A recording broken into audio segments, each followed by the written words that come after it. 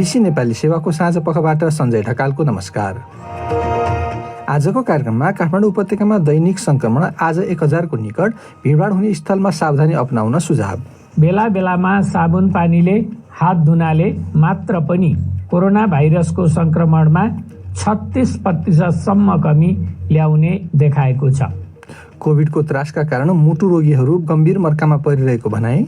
अहिले अस्पतालमा आउने बिरामीहरू सामान्यतया एकदमै गम्भीर स्थितिमा पुगेपछि या डिकम्पेन्सेसन भइसकेपछि आउने क्रम देखिन्छ। यो राम्रो सूचक चाहिँ होइन। विश्व मुटु दिवसको सन्दर्भमा डाक्टर भगवान कोइरालासँग कुराकानी। पर्यटन खुला गर्न ल्याइएको नयाँ मापदण्डको नालीबेली र अन्तर्राष्ट्रिय प्रसङ्गमा भारत सरकारले बदलाको भावमा कारबाही गरेको भन्दै एमनेस्टी इन्टरनेसनलद्वारा भारतमा आफ्नो काम बन्द गर्ने घोषणा। सबभन्दा पहिला प्रमुख विश्व समाचार। शरद केसीबाट समाचार सुन्नुहोस्। अर्मेनियाका प्रधानमन्त्री निकोल पासियानले अजरबैजानसँगको भीषण लडाईँले विवादित नगोर्नो क्याराबाख क्षेत्र र आफ्नो देशको अस्तित्वको निम्ति खतरा उत्पन्न गरिदिएको चेतावनी दिएका छन्। बीबीसीसँग कुरा गर्दै पासियानले नलड्दा भने उक्त क्षेत्रमा बसोबास गर्ने सबै अर्मेनियालीहरू मारिन सक्ने बताए। उनले फेरि आइतबार पछिल्लो भिडन्त सुरु गरेको आरोप अजरबैजानमाथि लगाए, जुन आरोप उसले अस्वीकार गरेको छ। तोप, ट्याङ्क र लडाकु विमान संलग्न त्यहाँको लडाईँ बढ्दै गएको देखिन्छ। अर्मेनियाको रक्षा मन्त्रालयले एउटा बसमा ड्रोन हमला भएको बताएको छ।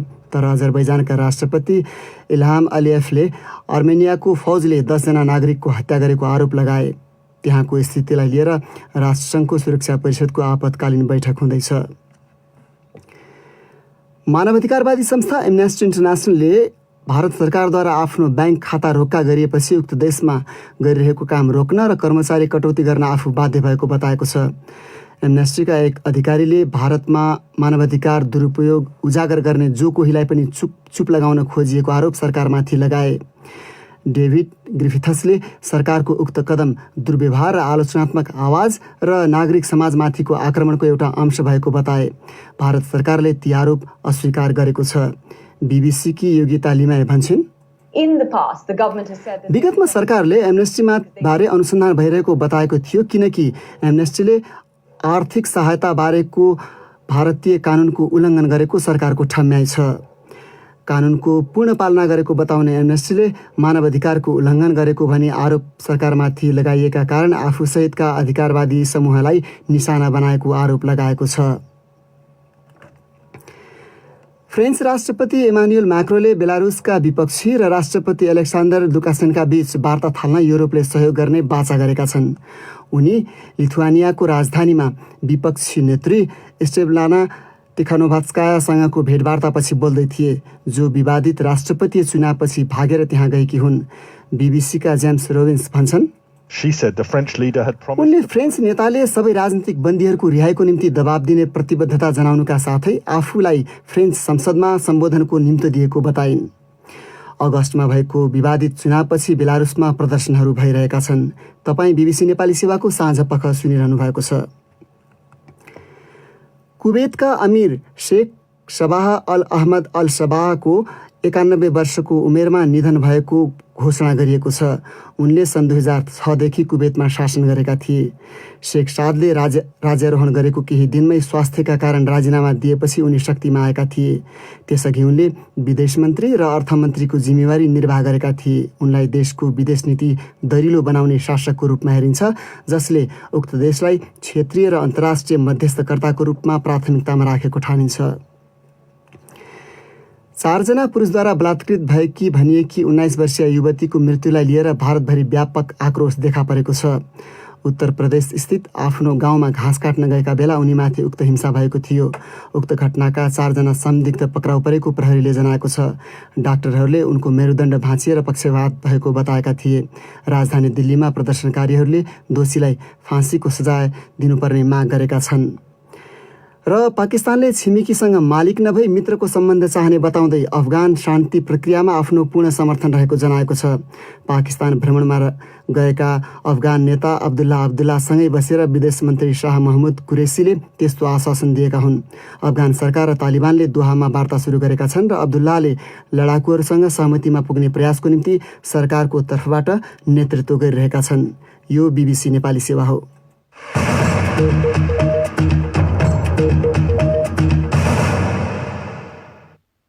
साँझ पखमा यहाँलाई स्वागत छ। आधीभन्दा धेरै काठमाडौँ उपत्यकामा सहित आज देशभरिमा थप 1513 जनामा कोरोना भाइरस संक्रमण देखिएको र 10 जनाको ज्यान गएको स्वास्थ्य मन्त्रालयले जनाएको छ। मानिसहरूको चहल पहल हुने कार्यालयहरूमा तथा बजारमा संक्रमणको डर बढेको भन्दै सुरक्षाका उपाय अपनाउन नछाड्न उसले सचेत गराएको छ। उचित तरिकाबाट हात धुने कामले मात्र पनि कोरोना भाइरस संक्रमणको जोखिम 1/3 घट्न सक्ने मन्त्रालयले जानकारी दिएको छ। एक रिपोर्ट। हरेक दिन निको हुने भन्दा संक्रमित हुनेको संख्या धेरै भएका कारण आज सक्रिय संक्रमितको संख्या 20,000 नआएको विवरण स्वास्थ्य मन्त्रालयका प्रवक्ताले दिएका छन्। अहिले देशभरिमा अस्पताल तथा संस्थागत आइसोलेसनमा 9,500 तथा घर-घरमा आइसोलेसनमा झन्डै 11,000 मानिस रहेका छन्। 213 जना संक्रमितहरूको सघन उपचार कक्ष आइसियुमा उपचार भइरहेको र 34 जना भेन्टिलेटरमा रहेको बताइएको छ। बितेको 24 घण्टामा काठमाडौँ उपत्यकामा मात्र 934 जना संक्रमित थपिएका छन्। उपत्यकामा धेरै भिड हुने ठाउँहरूमा स्वास्थ्य मापदण्डको पालना नभएको भन्दै प्रवक्ता डाक्टर जागेश्वर गौतमले सचेत गराए। नेपाल सरकारका कार्यालयहरू, विद्युत प्राधिकरण, खानेपानी, मालपोत कार्यालय, टेलिकम, बैंक र वित्तीय संस्थाहरू, सपिङ मल, तरकारी बजार, बसका टिकट काउन्टरहरू, रेस्टुराँ, प्रतीक्षालयहरू, ओडा कार्यालयहरू, अस्पताल र ब्यारेक यी ठाउँमा जनस्वास्थ्यका मापदण्डहरू फलो नभएको भेटिएको छ। कोरोना भाइरस संक्रमणबाट जोगिन आवश्यक भनिएका मास्कको प्रयोग तथा भौतिक दूरीका साथै हातको सफाई पनि उत्तिकै जरुरी भएको भन्दै सरकारले आजबाट 1 महिनासम्म साबुन पानीले हात धुने बारे सचेतना अभियान सञ्चालन गर्न लागेको बताइएको छ। यसको महत्त्वबारे बोल्दै डाक्टर गौतमले भने, साबुन पानीले मिची हात धोएमा श्वास प्रश्वासजन्य संक्रमण 23%, निमोनिया संक्रमण 50% र झाडा पखाला 48% सम्मले कमी ल्याउने अध्ययनहरूले देखाएको छ। साथै बेला बेलामा साबुन पानीले हात धुनाले मात्र पनि कोरोना भाइरसको संक्रमणमा 36% सम्म कमी ल्याउने एक अध्ययनले देखाएको छ। बितेको 24 घण्टामा थप 10 जनाको गरी नेपालमा कोभिडका कारण ज्यान गुमाउनेको संख्या 491 पुगेको छ। आज विश्व मुटु दिवस। मुटु रोग तथा मुटुसँग सम्बन्धित रोग नेपालसहित विश्वका धेरै मुलुकमा वर्षेनी सबभन्दा धेरैको ज्यान लिने नसर्ने रोग मानिन्छ। यसपालि कोभिड महामारीको बीचमा अरू सबै रोग जस्तै मुटु रोग पनि छायामा परेको छ। यो त्रासको वातावरणमा निकै गहन चिकित्सकीय परामर्श आवश्यक पर्ने मुटु रोगीहरू कतिको मर्कामा परिरहेका छन् भनेर मैले वरिष्ठ मुटु सर्जन तथा मेडिकल काउन्सिलका अध्यक्ष डाक्टर भगवान कोइरालालाई सोधेको थिएँ। नसर्ने रोग, त्यसमध्ये पनि सबभन्दा धेरै मुटु रोगीको कारणले मृत्यु हुने गरेको छ। त्यो रोगको प्रकोप र चाप त छँदै थियो। त्यही बिचमा यो SARS-CoV-2 अथवा कोभिडले गर्दाखेरि थप समस्या आएको हुनाले चाहिँ एकदमै धेरै समस्या परेको छ मुटु रोगीहरूलाई। 2-3वटा कारण जोडियो। एक, हाम्रो विभिन्न लकडाउन लगायत यातायातहरू सीमित र निषेधित गरिएको कारणले कतिपय बिरामीहरू आउनै पाएन। उनीहरू घरमै रोग सहेर बस्नुपर्ने या जति दबाईले हुन्छ त्यही गरेर बस्नुपर्ने स्थिति भयो।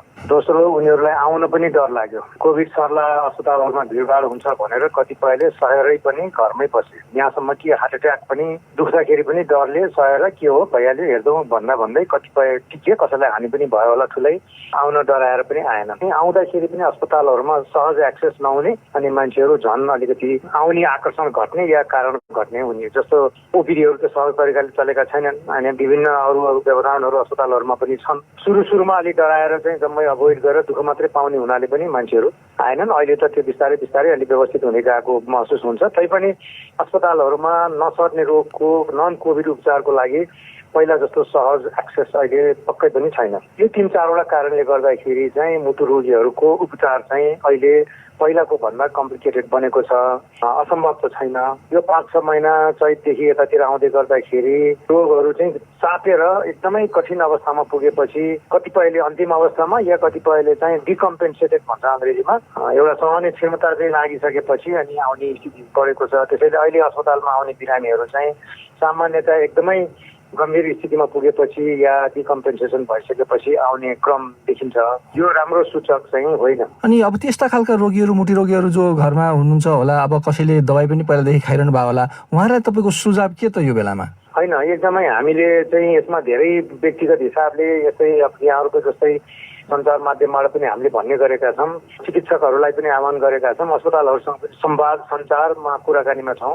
स्वास्थ्यका सुरक्षाका मापदण्डहरू चाहिँ अपनाइकन केयरफुल भएर अस्पतालको सेवाहरू चाहिँ कोभिड र नन कोभिड नमिसाइकन सेवा सुचारू गरौँ भन्ने छ र त्यो बिस्तारै सुचारू हुँदै पनि छ। बिरामीहरूलाई चाहिँ सुझाव के छ भने यदि सामान्य समस्या छ भन्ने लाग्छ भनेदेखि यहाँहरूले फोनबाट या चाहिँ अन्य वैकल्पिक माध्यमहरूबाट चिकित्सकहरूलाई सम्पर्क गर्नुहोस्। हामीहरूले रिसेन्टली मेडिकल काउन्सिलले पनि यो टेलिमेडिसिन गाइडलाइन पास गरेका छौँ। एउटा अलिकति सुरक्षित सीमासम्म टेलिमेडिसिनबारे पनि कतिपय परामर्श लिन सकिन्छ र जस्तो उदाहरणको लागि मेरो आफ्नै टिम र गङ्गालालको टिमहरूले पनि इमेल अथवा चाहिँ टेलिफोन अथवा SMS सिस्टमबाट यो फलोअपका सबै जसो कुराहरू हामीले गरिरहेका छौँ। कुराहरूलाई चाहिँ उहाँहरूले खुला दिलले प्रयोग गर्न दिन पनि पर्छ चिकित्सकहरूले र बिरामीहरूले पनि यसबाट चाहिँ अप्ठ्यारो नमानी फोन गरेर कतिपय सल्लाह फोनमा लिन सकिन्छ ताकि आउन नपरोस्। अनि सल्लाह लिन चाहिँ चुक्नु भएन, यस्तो गाह्रो छ भन्दैमा सल्लाह लिन चुक्नु भएन। अहिले धेरै अस्पतालहरूले अनलाइन सेवा सुरु गरेका छन्।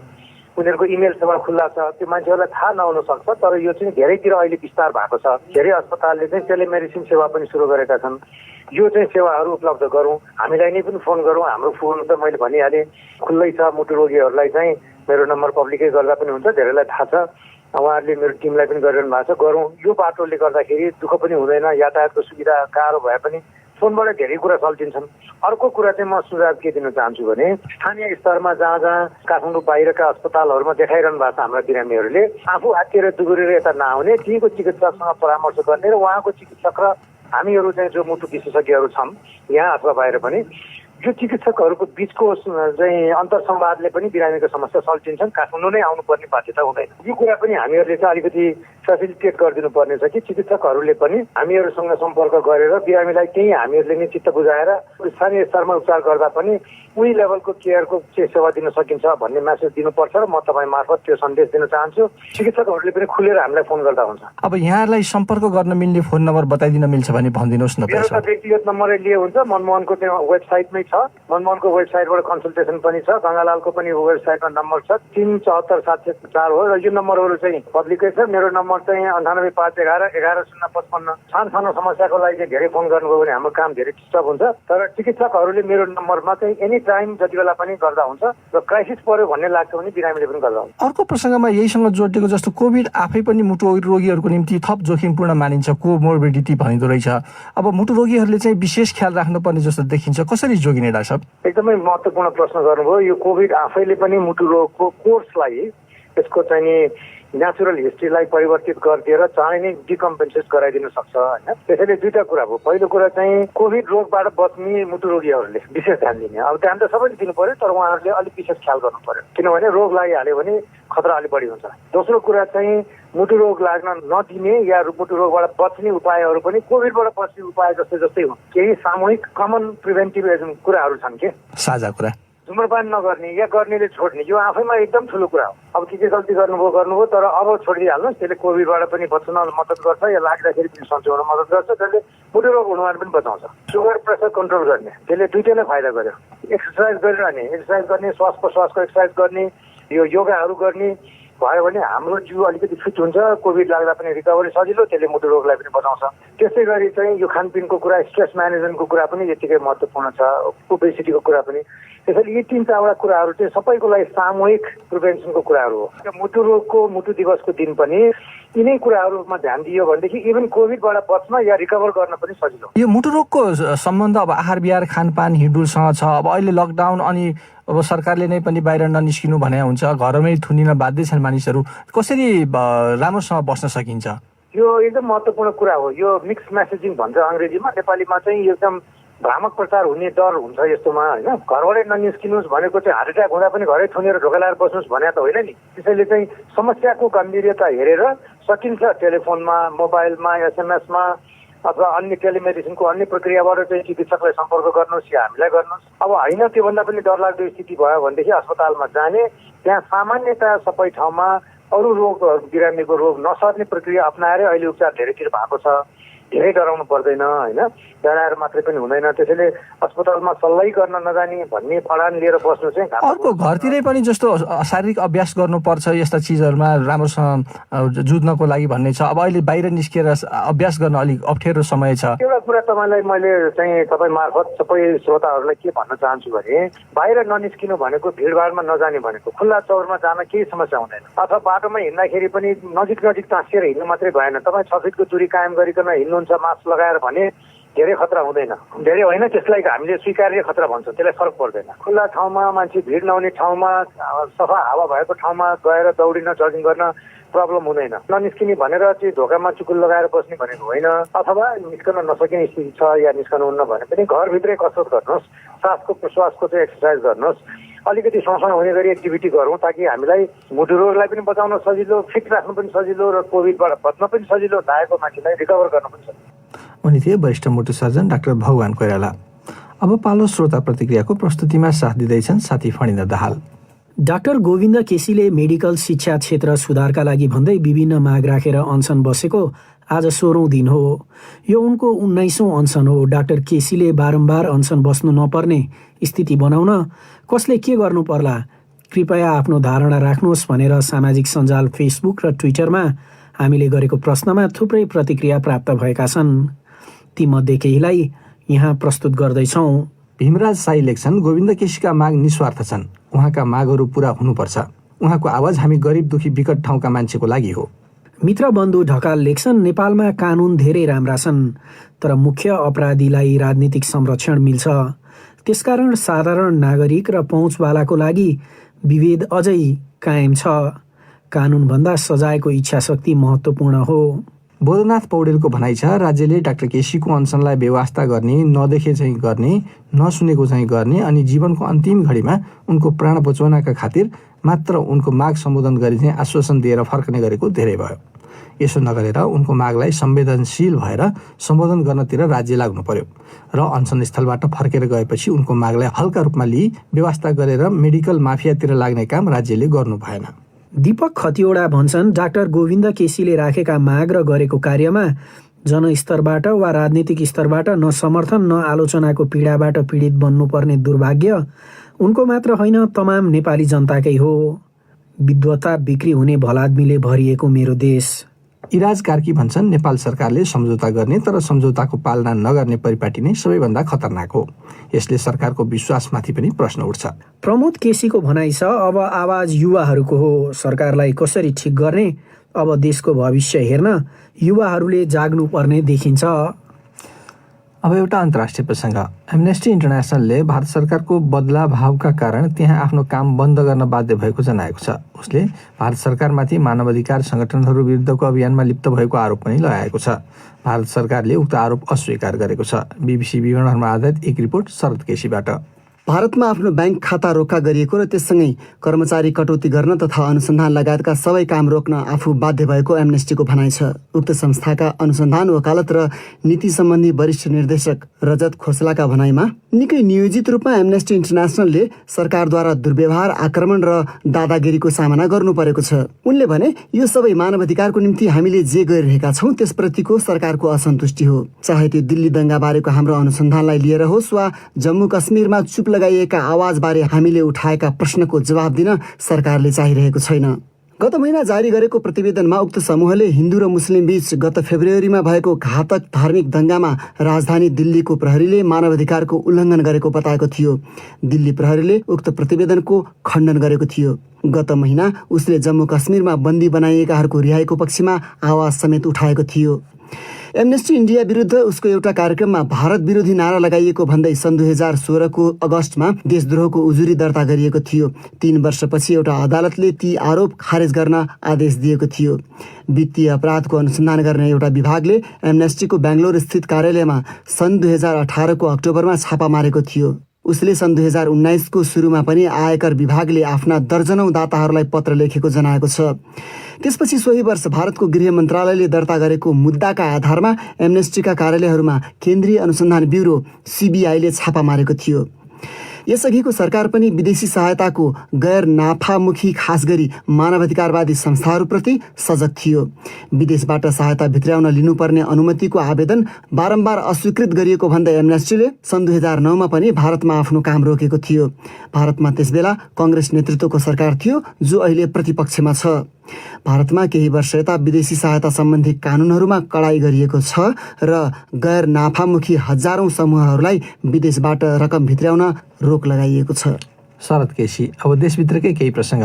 सरकारले कार्तिक 1 गतेदेखि विदेशी पर्यटकका निम्ति सेवा खुला गर्ने बताए बमोजिम आज पर्यटन मन्त्रालयले ती आतिथ्य सत्कारका सुरक्षित मापदण्डहरू सार्वजनिक गरेको छ। यसै सिलसिलामा मैले यो समाचार नियालिरहेका हाम्रा संवाददाता प्रदीप बस्याललाई आज सार्वजनिक भएका मापदण्डमा के छन् भनेर सोधेको थिएँ। सन्दीपजी, खास गरी यसमा 3टा मुख्य कुरा समावेश गरिएको छ, जस्तो चाहिँ मुख्य रूपमा नेपाल आउनुभन्दा अगाडि बढीमा 72 घण्टाभित्र PCR गरेको हुनुपर्ने र नेपाल आइसकेपछि 7 दिन क्वारेन्टिनमा बस्नुपर्ने र त्यसको 5औं दिनमा चाहिँ आफ्नै खर्चमा PCR गरेर त्यसमा नेगेटिभ देखिए मात्र पदयात्रा या पर्वतारोहणमा जान सकिने भन्ने छ।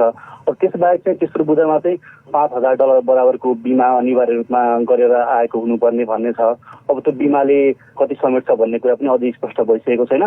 खास गरी मुख्य यी 3टा कुराले गर्दाखेरि चाहिँ जुन आज मन्त्रालयले सार्वजनिक गरेको मापदण्डमा जुन यी 3टा कुरा समेटिएका छन् त्यसले चाहिँ पर्यटकहरूलाई आउँछन् आउँदैन भन्ने कुरा चाहिँ एउटा दोधारको अवस्था सृजना गराएको देखिन्छ। अब जस्तो सरकारले त जसरी पनि अब पर्यटन खुला गर्ने भन्ने खालको कुरा गरिरहेछ, पछाडि नफर्कने भन्ने पर्यटन बोर्डको पनि कुरा छ। अब यस्तो खालको मापदण्ड चाहिँ एक त आउन खोज्ने पर्यटकहरूले, अर्को व्यवसायीहरूले दुवैले पालना गर्न सक्ने खालको चाहिँ कस्तो के भन्छन् उनीहरू? जस्तो मैले सामाजिक सञ्जालहरूमा हिजो थिएँ, नेपालबारे लेखिरहनु हुने जस्तो व्यक्तिहरूले पनि यसलाई खासै सकारात्मक रूपमा लिएको देखिँदैन। जस्तो आरोहण यो पदयात्रा सम्बन्धी लेखिरहनु हुने एकजना आरोही ब्लगर एलन अर्नेटले चाहिँ जस्ता मापदण्डहरू बनाइएका छन् ती गर्दाखेरि चाहिँ यो वर्ष नेपाल नजाऊ, अर्को वर्ष नेपाल जाँदा हुन्छ, यो वर्ष जानु उपाय छैन जस्तो सङ्केत दिने गर्छन् भनेर भनिएको छ। त्यसबाहेक चाहिँ खास गरी यस्तो अवस्थामा विदेशी पर्यटकहरूले चाहिँ केही गरी भवितव्य भइहालेमा स्वास्थ्य समस्या आइपुगेमा पर्यटकका लागि चाहिँ जगेरामा शैय्याहरू अस्पतालमा छन् कि छैनन्, अनि अब यो बिमाले उनीहरूलाई आफ्नो देश फिर्ता गर्न समेट्दैन, यस्ता कुराले चाहिँ गाह्रो भएको छ भन्ने खालका कुराहरू आइरहेको छन्। तर मैले हिजो मात्र नेपाल पर्यटन बोर्डका प्रमुख कार्यकारीसँग कुराकानी गरेको थिएँ।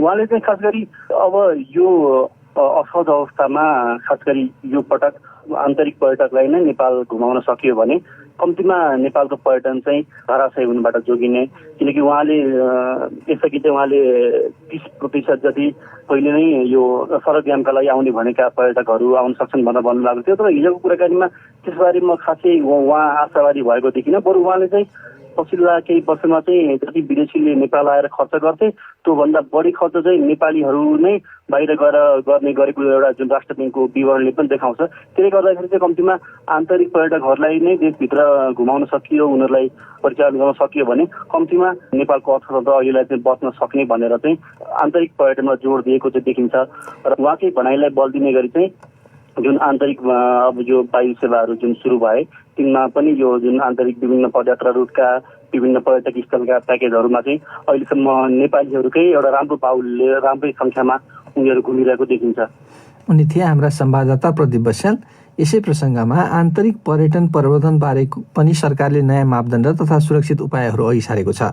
घुम्न चाहनेका लागि, यातायात माध्यमका लागि तथा व्यवसायीहरूका निम्ति विभिन्न उपायहरू ल्याइएका छन्। उक्त विषय समेटिएको विवरण BBC नेपाली सेवाको वेबसाइट bbcnepali.com मा गएर पढ्न सक्नुहुनेछ। आज मङ्गलबार अब प्रस्तुत छ सकारात्मक सन्देश दिने सामग्रीहरूको श्रृङ्खला विकल्प अन्तर्गत यो रिपोर्ट।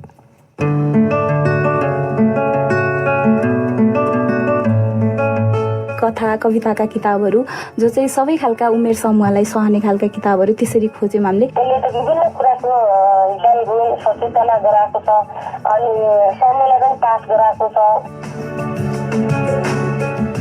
कोरोना भाइरस संक्रमितका लागि पुस्तक सङ्कलन गरी जिल्लामा रहेका प्रत्येक आइसोलेसन केन्द्रमा वितरण अभियान थालेको जुम्लाका युवाहरूले बताएका छन्।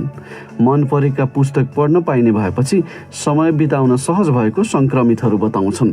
ग्रामीण क्षेत्रका अधिकांश आइसोलेसन केन्द्रमा इन्टरनेट, टेलिभिजन र टेलिफोनको सुविधा नभएको पृष्ठभूमिमा सङ्क्रमितहरूका लागि पुस्तक वितरण अभियान निकै सहयोगी सिद्ध भएको उनीहरूको अनुभव छ।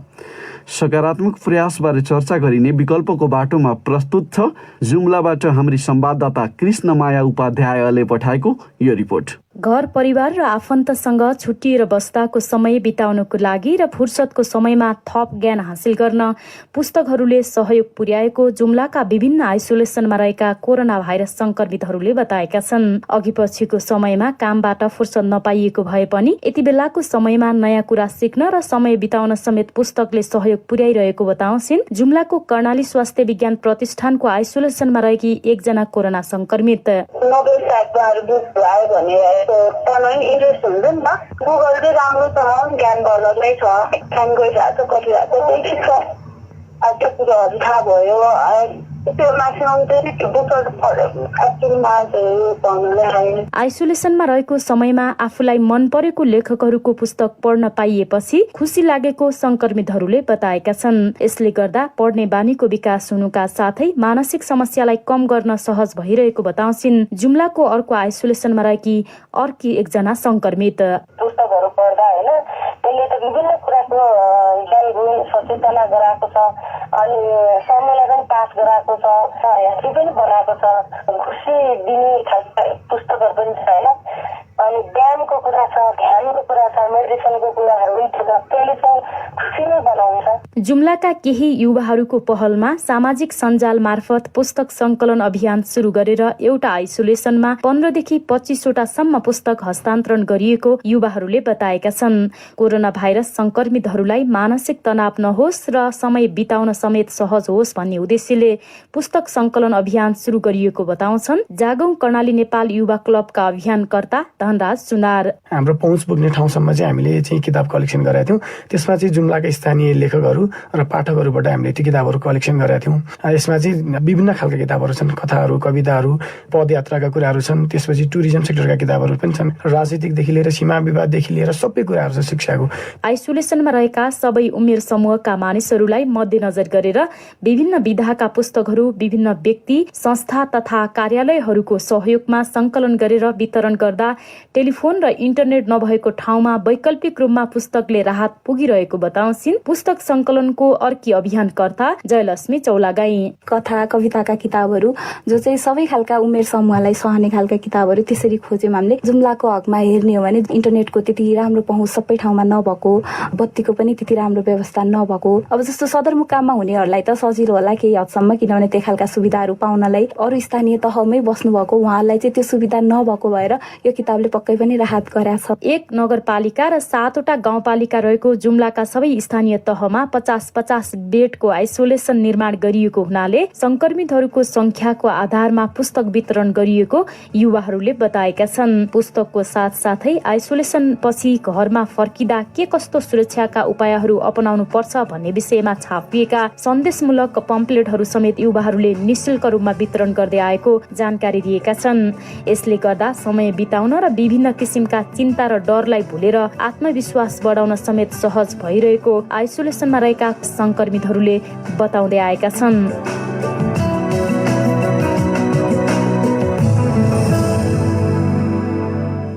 त्यो रिपोर्ट प्रस्तुत गर्दै थिइन् कृष्णमाया उपाध्याय। अब अन्त्यमा प्रमुख विश्व समाचार शीर्षक संक्षेपमा।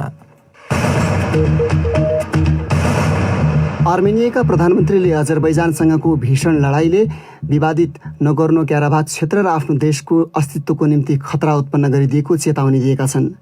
भारत सरकारले एमनेस्टी इन्टरनेसनलद्वारा त्यहाँ आफ्नो काम रोक्न बाध्य पार्ने गरी सरकारी निकायले बारम्बार सताएको भनी लगाएको आरोप अस्वीकार गरेको छ। कुवेतका अमिर शेख शबाब अल अहमद अल शबाबको 91 वर्षको उमेरमा निधन भएको घोषणा गरिएको छ। श्रीलङ्काको मन्त्री परिषदले देशका अल्पसंख्यक मुस्लिमलाई असन्तुष्ट बनाउने ठानेको गौवधमाथि प्रतिबन्ध लगाउने प्रस्ताव अनुमोदन गरेको छ।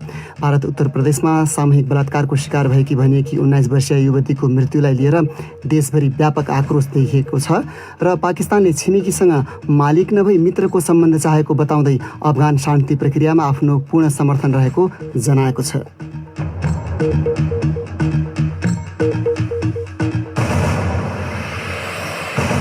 हस्त यसका साथै बीबीसी नेपाली सेवाको साँझ पख आइसकिन्छ। हामीलाई चाहिँ भोलि बिहान 7:15 बजेसम्मको लागि बिदा दिनुहोस्। नमस्कार।